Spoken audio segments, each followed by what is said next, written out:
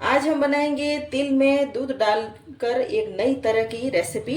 ये रेसिपी आज तक आपने कभी नहीं देखी होगी और खाने में बहुत ज़्यादा हेल्दी है ये रेसिपी और मिनटों में ही बस बन जाती है फटाफट से। मैंने यहाँ पे ले लिए हैं 1 कप सफ़ेद तिल। आप किसी भी कटोरी या किसी बर्तन से मेजर करके आपको इन तिल को ले लेना है। यहाँ हमने ले लिया है पैन और गैस को भी हमने यहाँ पे ऑन कर लिया है। अब इन तिल को हम डाल देते हैं। इन तिल को हम लगातार चलाते हुए लो आंच में ही रोस्ट करेंगे। लो आंच में रोस्ट करने से तिल अच्छे से रोस्ट होंगे अंदर तक। तिल अब हल्के हल्के रोस्ट होने लगे हैं और तिल में से ऐसे चटकने की आवाज़ भी आने लगी है। तिल पकने का आपको अगर पता नहीं चल रहा है तो थोड़े से तिल आप चख कर भी इसको टेस्ट कर सकते हो। कच्चे तिल में और पके हुए तिल में थोड़ा सा फर्क आता है। तिल यहाँ पर रोस्ट हो गए हैं और बहुत ज़्यादा इनको रोस्ट अब नहीं करना है, बस हल्का हल्का सा ही इन तिल को रोस्ट करना है। तिल यहाँ पे रोस्ट हो गए हैं और 1 चम्मच भरकर ही यहाँ से मैं रोस्टेड तिल निकाल रही हूँ। ये हम बाद में काम में लेंगे। तिल यहाँ पर अच्छे से रोस्ट हो गए हैं। अब ये तिल में हम डाल देते हैं दूध। या मैंने 1 कप दूध लिया है और दूध को हम डाल देते हैं। या मैंने नॉर्मल दूध ही लिया है, बस इतना ही हमें ध्यान रखना है कि दूध को मैंने उबाल के ठंडा करके डाला है। कच्चा दूध मैंने यहाँ पे नहीं डाला है। और एक बार हम मिक्स कर लेते हैं। हमने यहाँ पे गैस को मीडियम आंच में कर लिया है और लगातार चलाते हुए इस दूध को सूखने तक हमें पका लेना है। दूध यहाँ पर सूखने लग गया है और तिल भी ऐसे गाढ़े हो गए हैं। अब इन्हें हम लगातार ऐसे ही चलाते हुए और पकाएंगे। तिल भी यहाँ पर फूलने लग गए हैं। तिल को यहाँ पर पकाते हुए मुझे 5-6 मिनट हो गए हैं और तिल ऐसे सॉफ्ट भी हो गए हैं। तिल ने सारा दूध सोख लिया है और गैस को हमने यहाँ पे बंद कर लिया है। अब इन तिल को हम एक प्लेट में निकाल लेते हैं और ठंडा होने देते हैं। यह हमने ले लिया है बड़ा वाला मिक्सर जार और तिल भी यहाँ पर ठंडे हो गए हैं। अब इन तिल को इस मिक्सर जार में डाल देते हैं। अब इन तिल पर हम ढक्कन लगाकर तिल को दरदरा पीसेंगे। या हमें दरदरा ही पीसना है, बारीक पेस्ट नहीं बनाना है। तिल को हमने ऐसा दरदरा पीस लिया है।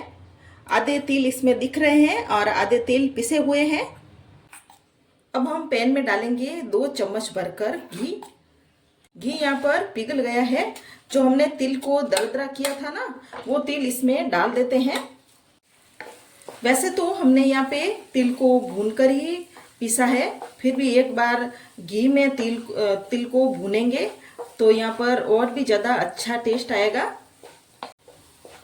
अगर आपको ये रेसिपी बनाने का ज़रा भी तरीका पसंद आए तो आप प्लीज़ मेरे चैनल को सब्सक्राइब करें और ज़रूर से कमेंट करें। इन तिल को हम मीडियम आंच में लगातार चलाते हुए 3-4 मिनट के लिए और भून लेते हैं, जिससे कि इन तिल में घी का अच्छा सा टेस्ट आ जाए।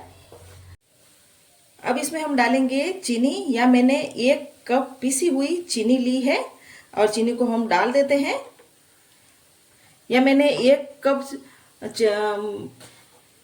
तिल लिए थे तो 1 कप ही यहाँ पे मैंने चीनी ली है।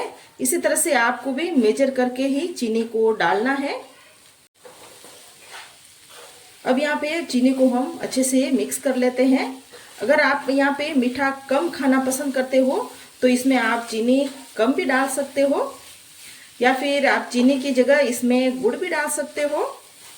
अब इसमें मैं डाल रही हूँ कुटी हुई इलायची का पाउडर, जिससे कि इसमें बहुत ही अच्छा टेस्ट आएगा।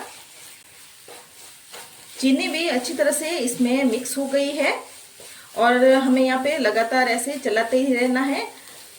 अगर हम नहीं चलाएंगे तो मिक्सर थोड़ा भी हमने नहीं चलाया तो ये मिक्सर जल्दी से लग जाता है।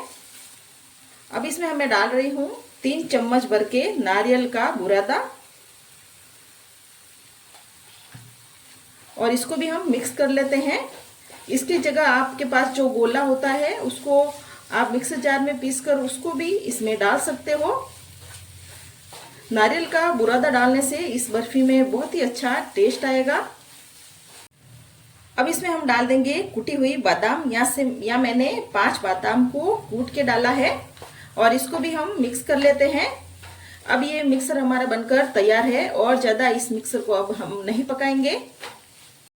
हमने यहाँ पे ये प्लेट ले ली है और प्लेट के ऊपर मैंने अच्छे से घी लगा लिया है और इस मिक्सर को हम प्लेट में डाल देते हैं।